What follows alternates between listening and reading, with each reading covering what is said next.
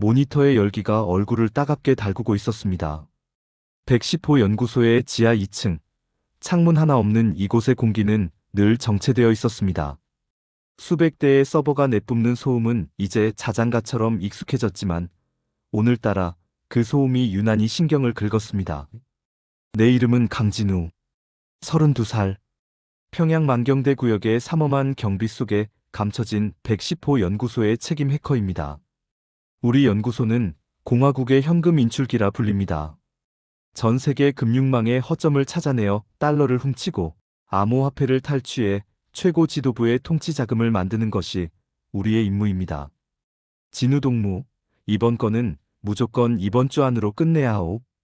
평양에서 직접 내려온 지시오. 내 어깨를 툭 치며 지나가는 리 상좌의 목소리에는 서슬퍼런 위협이 담겨 있었습니다. 나는 대답 대신 자판 위로 손가락을 바삐 움직였습니다. 내 눈앞의 화면에는 미국의 한 암호화폐 거래소 보안망이 거미줄처럼 펼쳐져 있었습니다. 나는 공화국의 전사였습니다.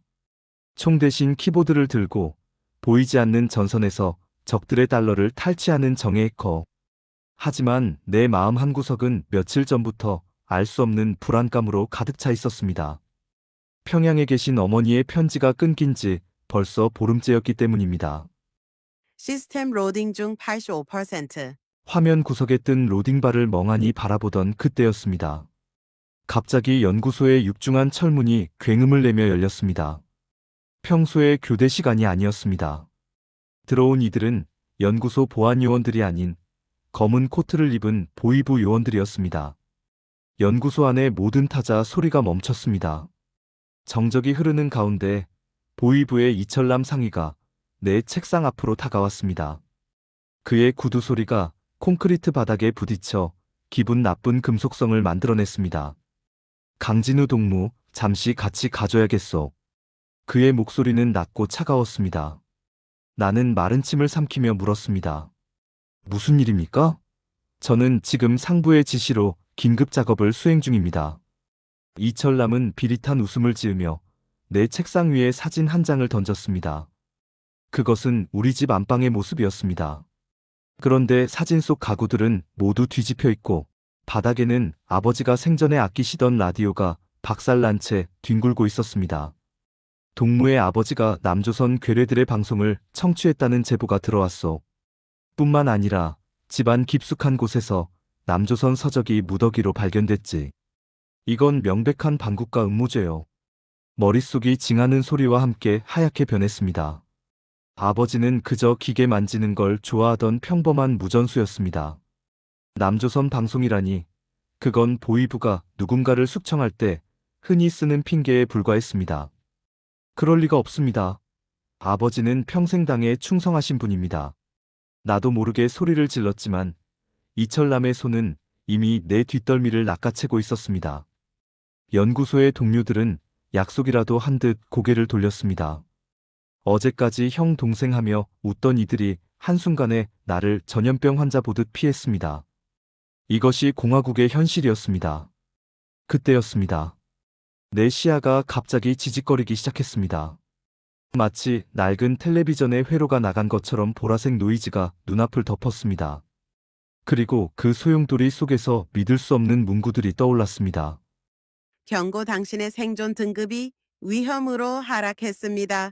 잠재적 위협 감지 보이부 요원 4명, 무장 상태, 특수 조건을 만족했습니다. 공화국의 배신자 타이틀 획득. 이게 뭐야? 헛것이 보이는 줄 알았습니다. 하지만 이철남의 얼굴 옆에 떠오른 붉은색 수치는 너무나도 선명했습니다. 대상 이철남 위험도 19% 상태. 당신을 즉결 처형할 계획임. 측결 처형? 수용소로 가는 게 아니었단 말인가? 이철남의 코트 안쪽으로 손이 들어가는 것이 느린 화면처럼 보였습니다. 그는 권총을 꺼내려 하고 있었습니다. 시스템 보조 모드가 활성화됩니다.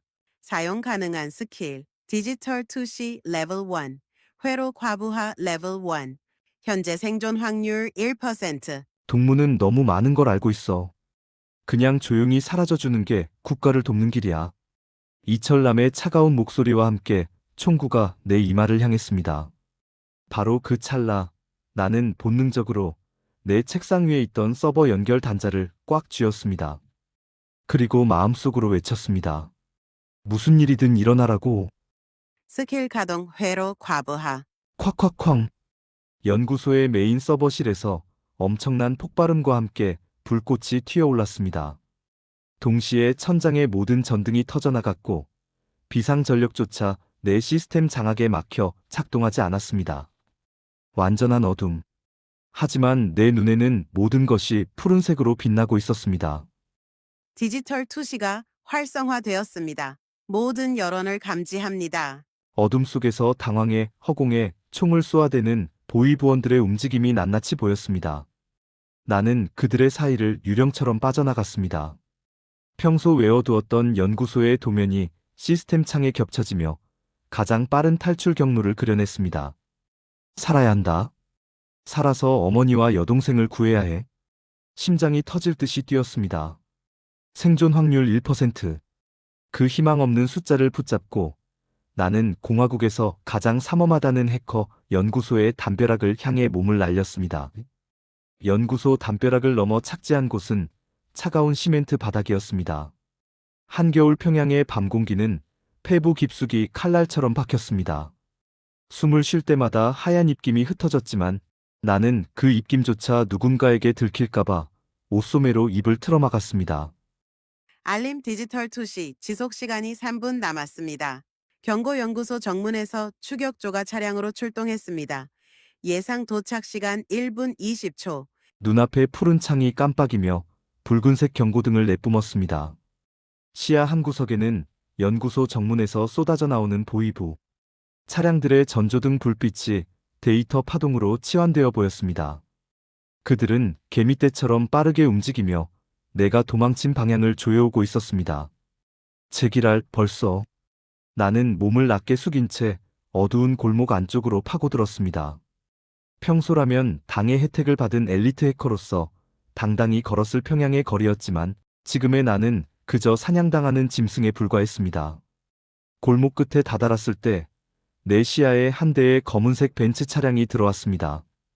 보이부 고위 간부들이나 타는 삼각별차였습니다. 대상 벤츠 S클래스 개조형 보안 레벨 중 해킹 시도 시 성공 확률 95%. 특이사항 중앙 보위부 직속 차량 통과 제어권 보유. 이거면 평양역까지 갈 수 있어. 나는 떨리는 손으로 소형 단말기를 차량의 통신 포트에 근접시켰습니다. 손가락 끝이 미세하게 떨렸습니다. 자판을 두드리는 소리가 적막한 골목 안에 유난히 크게 울리는 것 같아 심장이 터질 것 같았습니다. 해킹 프로세스 시작 10% 45% 80%. 알림 추격조가 골목 입구에 도달했습니다. 잔여거리 50m. 제발, 제발 좀. 100% 해킹 성공 차량 제어권을 획득했습니다. 철컥 소리와 함께 차 문이 열렸습니다. 나는 번개처럼 운전석에 올라타 시동을 걸었습니다. 엔진음이 고요한 밤을 깨우며 울려 퍼졌고 동시에 골목 입구에서 보위부원들의 고함 소리가 들려왔습니다. 저기다. 저 찾아봐. 나는 가속 페달을 바닥까지 밟았습니다. 타이어가 비명을 지르며 지면을 박차고 나갔습니다. 뒤편에서 총성 몇 발이 들려왔지만 보위부 간부용 방탄 유리를 뚫지는 못했습니다. 시스템 창이 요란하게 흔들리며 새로운 메시지를 띄웠습니다. 신규 스킬 획득, 고스트 드라이빙 레벨 1 효과 차량에 GPS 신호를 왜곡하여 추적 시스템의 가짜 위치를 전송합니다. 좋아. 이제 숨바꼭질 좀 해볼까? 나는 핸들을 꺾으며 평양의 복잡한 이면도로로 파고들었습니다. 시스템은 내 머릿속에 최적의 도주 경로를 실시간 내비게이션처럼 그려주었습니다. 어디에 CCTV가 있는지, 어느 길목에 초소가 있는지, 심지어 어느 안전원이 졸고 있는지도 수치로 나타났습니다. 차를 몰아 평양 시내 중심부로 향하는 동안 멀리 류경호텔의 거대한 삼각형 실루엣이 보였습니다. 한때는 공화국의 자부심이라 생각했던 저 건물이 이제는 거대한 감옥의 감시탑처럼 느껴졌습니다. 미니 퀘스트 제1검문소를 돌파하라. 보상 위조 신분증 패키지 실패 시 즉각 체포 및 사형. 대동강 다리를 건너기 직전 거대한 바리케이드와 서치라이트가 길을 가로막았습니다.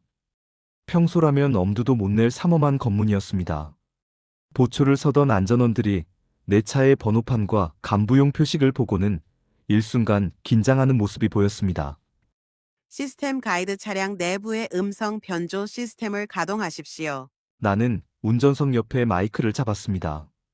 시스템이 내 목소리를 쉰 목소리에 노예한 간부의 목소리로 바꿔놓았습니다. 나 중앙당 사무실의 리 상좌다. 긴급 임무 수행 중이니 당장 길을 열어라. 안전원이 당황하며 거수 경례를 했습니다. 하지만 그의 머리 위에 뜬 수치는 위험했습니다. 대상 안전원 박철수 의심도 65% 원인 차량 탑승자의 얼굴이 확인되지 않음. 박철수라는 이름의 안전원이 창문 쪽으로 다가가며 랜턴을 비추려 했습니다. 내 손바닥에 땀이 흥건히 고였습니다. 권총집에 손을 올린 채 다가오는 그의 모습이 투시 화면으로 붉게 빛났습니다. 스킬 사용 추천, 데이터 인젝션 효과, 검문소 전산망에 가짜 통행 허가증을 삽입합니다. 나는 즉시 단말기를 조작했습니다. 검문소의 낡은 컴퓨터 화면에 내 차 번호와 함께 최우선 통과 대상이라는 붉은 글자가 박히는 것을 시스템을 통해 확인했습니다. 안전원의 무전기에서 날카로운 지시음이 울렸습니다. 검문소 1번. 해당 차량 확인됐나? 중앙당 직속이다. 지체하지 말고 통과시켜. 무전기 너머로 들리는 상급자의 고함에 안전원의 의심 수치가 순식간에 10%로 떨어졌습니다. 그는 허리를 굽혀 정중히 사과하며 바리케이드를 치웠습니다. 죄송합니다. 상좌 동무. 몰라 배웠습니다. 안녕히 가십시오. 나는 대답 대신 거칠게 차를 출발시켰습니다. 다리를 건너자마자 시스템 창에 팡파르 같은 효과음이 울렸습니다. 미니 퀘스트 성공, 보상 획득, 위조 신분증, 생성 권한이 개방되었습니다. 아이템 사용 이제부터 당신은 평양 제1외국어대학 교원으로 위장할 수 있습니다. 동시에 대시보드 밑에 설치된 소형 프린터에서 갓 출력된 것처럼 따끈따끈한 신분증 한 장이 툭 떨어졌습니다. 사진 속에는 안경을 쓴 조금은 지적으로 보이는 내 모습이 인쇄되어 있었습니다. 이름은 김성민. 가상의 인물이지만 공화국의 중앙 데이터베이스에는 이미 이 이름의 기록이 완벽하게 심겨 있을 것입니다. 이제부턴 강진우가 아니라 김성민이다. 나는 차를 평양역 인근 골목에 버렸습니다. 그리고 간부용 외투를 벗어 던진 뒤 준비해둔 평범한 인민복으로 갈아입었습니다. 안경을 눌러 쓰자 내 인상이 순식간에 달라졌습니다. 평양역 앞은 이른 새벽임에도 불구하고 해산이나 청진으로 떠나려는 사람들로 북적이고 있었습니다. 진보다리를 머리에 인 아낙네들, 휴가를 마치고 귀대하는 군인들. 그 틈바구니 속에서 나는 내 진짜 목적지를 떠올렸습니다. 해산. 그곳은 중국과 맞닿은 국경 도시입니다. 그리고 우리 어머니와 여동생이 압송되어 가고 있을 곳이기도 합니다. 보위부는 가족들을 인질로 삼아 나를 유인하려 하겠지만 그들은 모를 것입니다. 내 눈에는 그들이 짜놓은 모든 덫이 데이터로 보인다는 사실을. 알림 평양역 내부 보안 검색대에 안면 인식 스캐너가 설치되어 있습니다. 생존 확률 5.5%. 조금씩 하지만 확실하게 확률이 오르고 있었습니다. 나는 사람들의 물결에 몸을 맡긴 채 역 광장으로 발을 내디뎠습니다. 등 뒤에서 느껴지는 차가운 시선들을 뒤로 한 채 나는 공화국의 심장을 빠져나갈 준비를 마쳤습니다. 평양역 광장은 거대한 무덤 같았습니다. 새벽 공기에 섞인 매캐한 석탄 연기와 사람들의 눅눅한 채취가 뒤섞여 코끝을 찔렀습니다. 웅장한 역동 건물 꼭대기에서는 거대한 초상화들이 나를 내려다보고 있었고 확성기에서는 새벽부터 혁명가요가 쩌렁쩌렁하게 울려 퍼졌습니다. 지역 진입 평양역 보안 레벨. 최상 S 알림 반경 50m 내에 안면 인식 카메라 12대가 가동 중입니다. 눈앞의 푸른색 시스템 창이 쉴 새 없이 전멸했습니다. 시야에 들어오는 사람들의 머리 위로 노란색 수치들이 둥둥 떠다녔습니다. 대부분 의심도 5% 미만의 평범한 시민들이었지만 역 입구에 늘어선 안전원들의 머리 위에는 의심도 40%를 상징하는 주황색 빛이 감돌았습니다. 나는 품속에 넣은 위조 신분증을 다시 한번 확인했습니다. 김성민, 평양 제1외국어대학 교원. 손바닥은 이미 땀으로 축축하게 젖어 있었습니다. 자, 지금부터가 진짜 승부다. 나는 고개를 약간 숙이고 안경테를 치켜 올리며 학구적인 분위기를 풍기려 애썼습니다. 역 안으로 들어가기 위해서는 반드시 거쳐야 하는 관문. 바로 최신형 안면 인식 검색대였습니다. 보이부가 해외에서 들여온 최첨단 장비라는 소문이 자자한 물건이었습니다.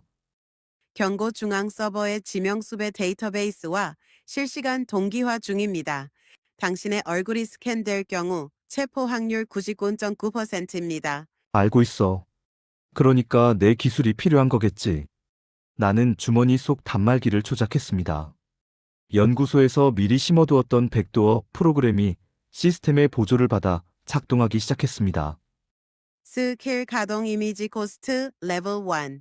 카메라 렌즈가 당신의 얼굴을 포착할 때 0.1초 동안 가상의 데이터 노이즈를 주입하여 다른 얼굴로 인식하게 만듭니다. 내 차례가 다가왔습니다.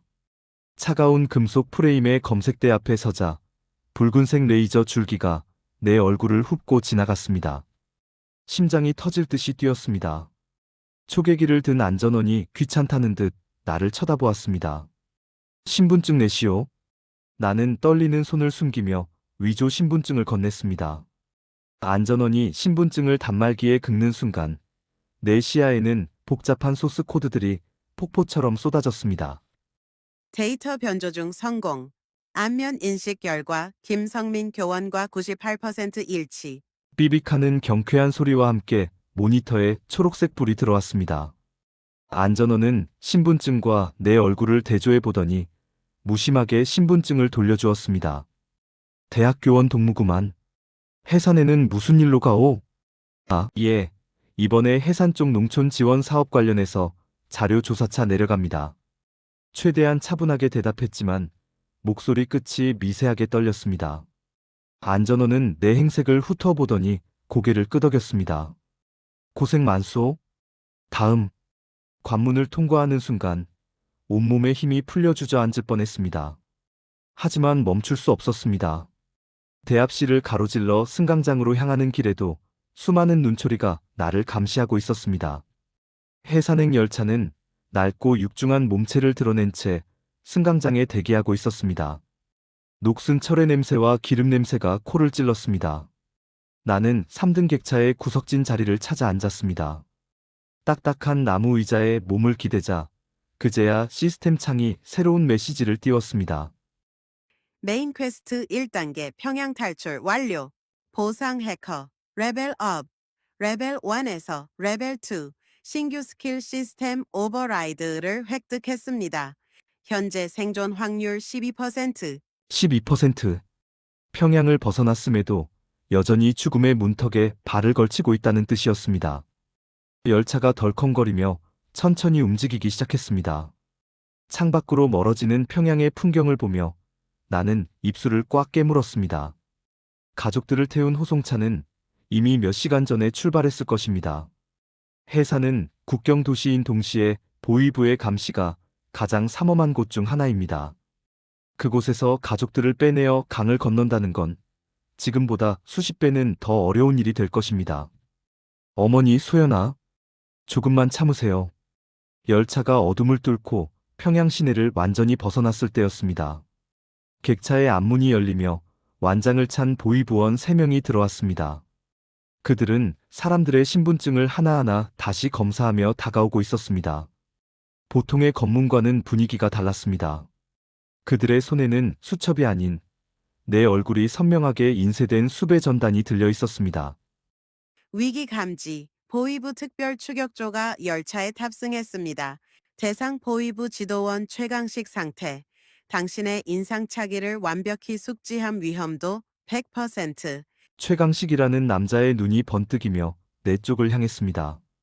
그는 수배 전단과 내 얼굴을 번갈아 보더니 입가에 비릿한 미소를 지으며 천천히 다가왔습니다. 거기 안경 쓴 동무 잠깐 일어나 보시오. 그의 목소리가 들리는 순간 내 생존 확률이 1%로 급락하며 시야가 붉게 물들었습니다. 도망칠 곳 없는 달리는 열차 안. 나는 주머니 속 단말기를 꽉 쥐었습니다. 이제부턴 시스템의 보조가 아닌 내 목숨을 건 진짜 도박을 시작해야 할 때였습니다.